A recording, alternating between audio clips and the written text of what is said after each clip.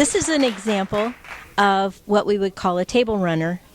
And what it is a little square piece that I created to go on top of a small table I have in my living room, so that when people put their drinks down, they don't have to go look for a coaster. And this is made with little triangles. They were started out 1.5 inches. They end up being 1 inch square.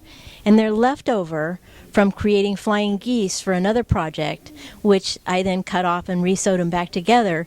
Again, the scrappy look. So this is a pattern that was actually designed by a designer, Edita Sitar, only I changed it and made it smaller. But this would be a table runner. And a lot of times the table runners are made to protect the surface of a dresser, or that I have one on the top of my media stand, so that it's protected. And it's also a decoration thing. So the colors and the fabrics that are used have to do with the room that it's going to be in. So sometimes it might be bright colors, a lot of times it's very subdued colors. This table runner is a good project to start with. It's actually made out of border fabric. So these are not individual pieces. You take border fabric. You can either cut them at a 45-degree angle or a 60-degree angle to come up with this design. And it's very, I find that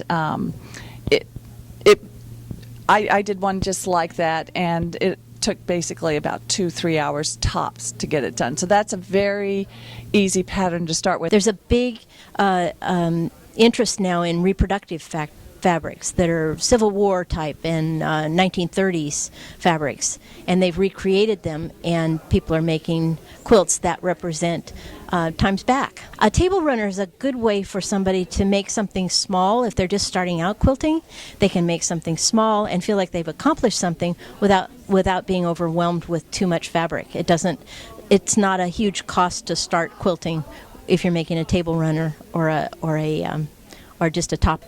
Here's another simple table runner that you can make. You just take either a panel or a piece of fabric, and you just sew a border on both sides. You bring in the corners, and that would be a very easy first project to do.